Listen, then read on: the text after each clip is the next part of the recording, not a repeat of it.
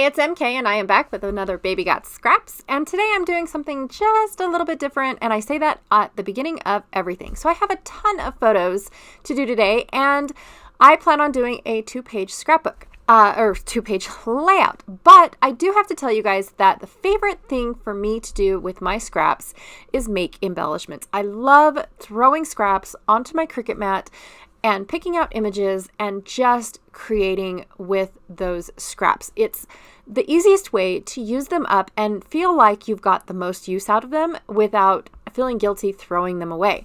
I also have this really cute paper, adorable paper, you guys, from a Stampin' Up! Kit. I love this. I think it's called like a wafer print. I'm not really sure, but it's my favorite print in the whole wide world. I also pulled out 2 coordination brown cardstock because I thought that I was going to use them as my background piece. Now I am allotted 2 because I'm doing a 2-page layout.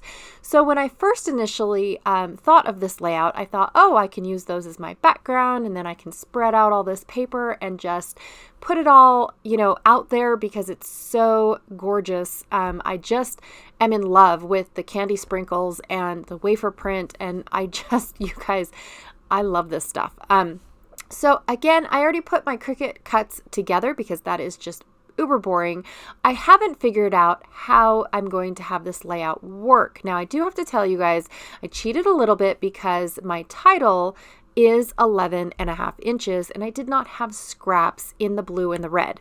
So everything else was scrap, but the blue and the red ended up being a little bit on the larger side. So those 2 pieces were full size. So I apologize, but upfront and honest, I did cheat ever so slightly and used more than 2 12x12 cardstocks, if I'm being honest. But I do have lots and lots of cuts that were cut from the red and the blue. So I ended up with all of my images off of that one red and blue. So I don't know if that justifies it, but I did cheat just a little bit. And I thought that I would leave the process in of how I make my decision of which way my photos are going to go. And I ended up doing this little L shape in my photos with a flip flap. So on the outside of my page protector, I will have a flip flap attached, covering up one of the photos, and then you'll have to flip it open to see both of those hidden photos. Not that they need to be hidden, I just wanted to be able to put all of these photos because I never, ever am able to make up my mind on which photos to leave out. I don't want to leave out anything. I want to scrapbook them all.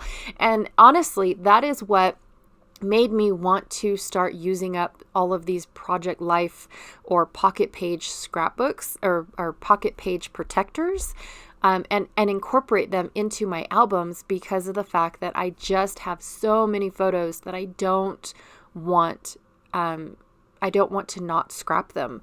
But I don't want to also put a 12x12 layout for every single photo and then 12 layouts later it was all about the same thing. So yeah, it's kind of a compromise here, so to speak. So I decided to not put on there that I matted my photos because that is uber boring as well.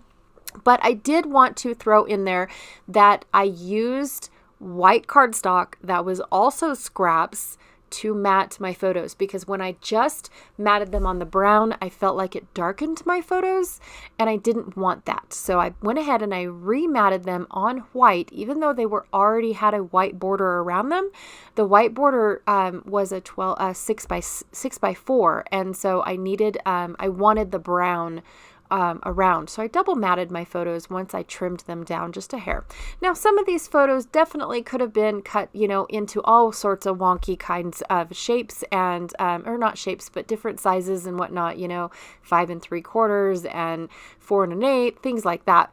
But I just kind of wanted to keep the simplicity of the layout. So I kept everything, at a 4x6. And then that way I, one, have less to decorate because then the photos are my main focal point. And for 2, I also get, like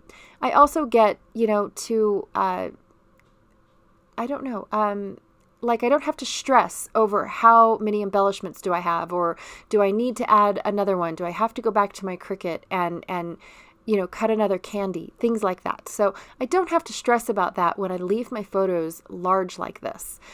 Even though I did trim them down, most of my photos are 3 3/4. No, they're 3 3/4 by 5 3/4. And then that way I had my matte for my white and then my matte for my brown. And then still keeping with the, I guess the mathematics of it, if you want to get technical. And it is easier for me to know what the sizes are. That way I'm not wasting paper trying to cut out a mat for my photos, in all honesty. But some people don't use photo mats, and that is perfectly fine. I began scrapbooking just like this just to let you guys know where I started.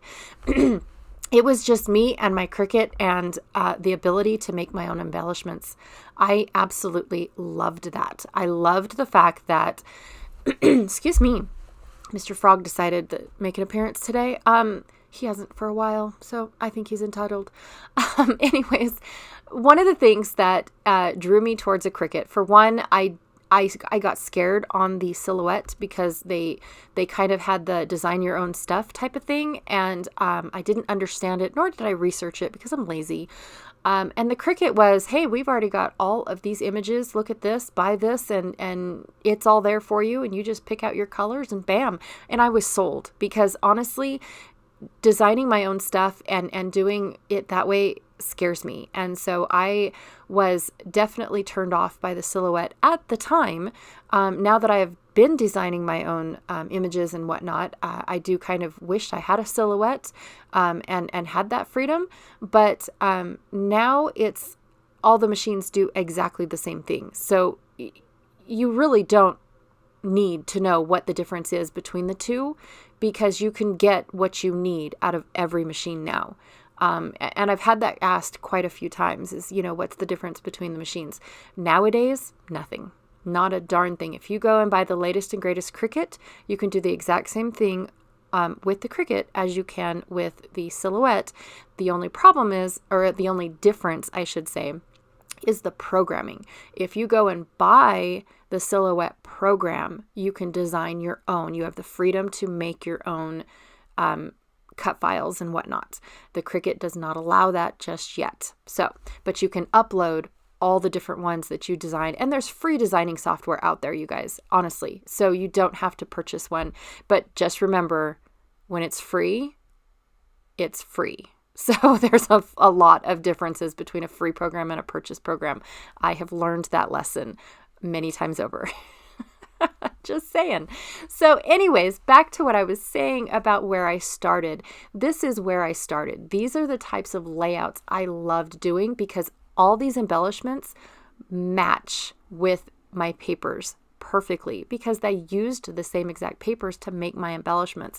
And that was one of the turn-ons about owning my own machine, is because I didn't have to go and buy a sticker pack and pray that they matched all of my papers that I had at the house, or make my papers match the stickers and things like that. You guys, I wanted things to be able to coexist on the paper without sticking out like a sore thumb, is what I'm trying to say. I'm not OCD in the effect of where, I wouldn't buy the sticker because it had pink on it or something like that. Well, actually, yeah, I wouldn't. But what I'm trying to say is the fact that I am able to make my own embellishments the way that I want them to match my photos, if that makes sense. So if I didn't want, a bright neon yellow title, I didn't have to. I changed it to white. Things like that. And so I just thought that I would, step it back a little bit and introduce how I used to scrapbook. And this is exactly how I used to scrapbook. Even taking what I know today and how I enjoy scrapbooking today, I went back to old school and made a layout exactly how I used to do it back in the day. And I still enjoy doing it this way. I wouldn't change it for the world. I still enjoy going to my Cricut, putting all those colors down on one mat, cutting them out, gluing them together. The process is quite soothing, to be honest. I just love, sitting down and watching YouTube and gluing all these pieces together and having a blast at, saying that I created this layout. I did it all on my own. I made my title. I made my embellishments. I made it for me. And I just absolutely love doing that, you guys.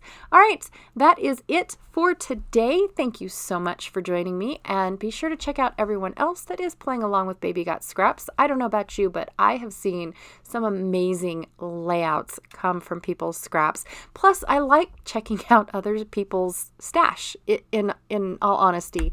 I know that there's a lot of hauls and things out there for people, but in my opinion, I love seeing what you had rather than what, you're getting.